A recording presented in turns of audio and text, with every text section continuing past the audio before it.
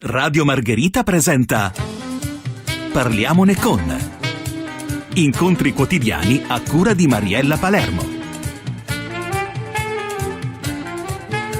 Il periodo dell'Avvento, che ci porta sempre più vicini a Natale, è dedicato da molte famiglie italiane ai giochi di società con amici e parenti. Niente di meglio quindi che scoprirne le radici grazie ad un libro che si intitola Tombola storica del 1734, edizioni Eracle, scritto sia in lingua italiana, la prima parte, che in lingua napoletana, la seconda parte, da Davide Brandi, che è il presidente dell'associazione I Lazzari di Napoli, insegnante di lingua napoletana e premio 2 Sicilie 2018 proprio per la lingua napoletana. Una ricerca storica sui giochi d'azzardo che parte dagli antichi romani e giunge sino ai giorni nostri, ed ancora economia, statistica, cabala, sociologia, letteratura napoletana, con tanti aneddoti e tante storie divertenti ed interessanti. E noi ne parliamo con l'autore Davide Brandi, che è con noi al telefono. Ben trovato. Bentrovati a voi ed un caro saluto a tutti gli ascoltatori di Radio Margherita.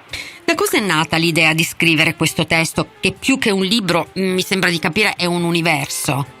Esatto, è proprio un universo, è l'universo di Napoli, la cui storia parte da molto lontano, e l'idea di scrivere un pezzo di questa storia nasce proprio da questo mondo che vivo quotidianamente in questa città, e da questa napoletanità che dona tanto, orgoglio, identità, gioia di vivere e soprattutto cuore in pace, prima con se stessi innanzitutto e poi col mondo intero.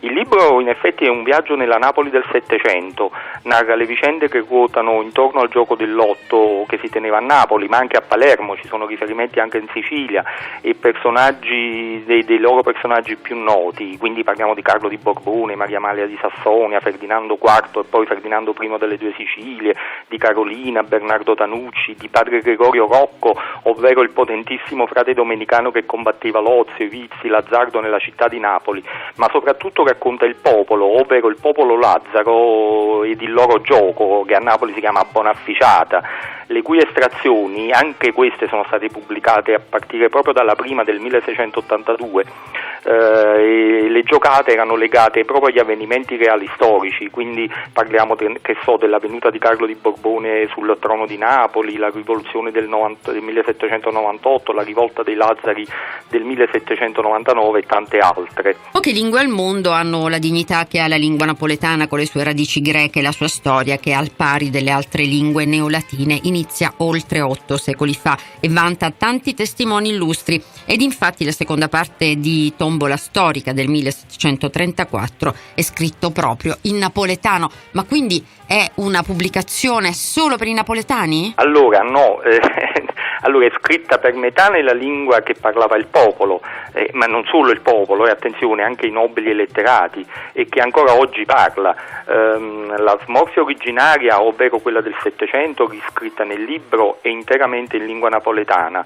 Ad ogni simbolo, però quei simboli originari per l'appunto, dove il numero 1 per esempio è Sol, 6 a Luna, 15 o Re, 31 i greci, eccetera eccetera, cioè sono abbinate delle strofe della letteratura napoletana.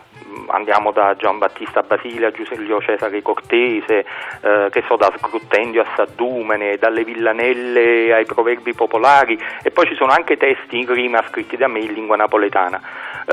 Perché questo? Perché pochissimi sanno che la letteratura napoletana gode di un'infinità di autori a partire già dal 200 in poi, semplicemente perché a scuola non sono stati mai proposti come argomento di studio, preferendo magari autori del centro-nord. Lei diceva bene prima, la dignità della lingua napoletana. Io con la mia associazione I Lazzari ormai da anni tengo corsi gratuiti di lingua napoletana, laddove tutti la parlano, pochi la scrivono ortograficamente corretta, e con la diffusione dei social network si leggono in giro orrori, ed ecco quindi il nostro impegno a ridare dignità a questa lingua che, come poche altre al mondo, sposa alla perfezione musica e poesia. Però c'è anche tutta la prima parte che è scritta in lingua italiana, quindi tutta la storia. Tombola storica del 1734, lo ricordiamo, edizioni Eracle, oltre che una lettura godibilissima è anche uno spettacolo recitato da attori in abiti proprio del Settecento.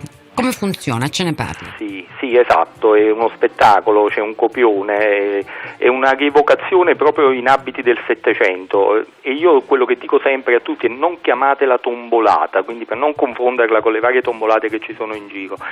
In effetti si interagisce col pubblico facendo rivivere gli antichi maritaggi, per esempio con l'assegnazione delle doti, che sono simboliche ovviamente, alle donzelle dei più istituti della città di Napoli, come veniva fatto proprio negli anni addietro, con l'estrazione del lotto, che a Napoli si chiama astrazione. Ci sono le scenette reali tra padre Gregorio Rocco e Carlo di Borbone, tra tutti i personaggi in scena, ed anche, come detto, col pubblico presente, ovvero i Lazzari napoletani. Chi fosse interessato a saperne di più, per date e spettacoli, può consultare le nostre pagine Facebook dell'associazione I Lazzari, oppure le mie personali, quelle di Davide Brandi. Grazie a Davide Brandi per essere stato con noi, e se volete approfondire l'argomento, il libro da comprare è Tombola storica del 1734. Grazie ancora. Radio Margherita ha presentato Parliamone con.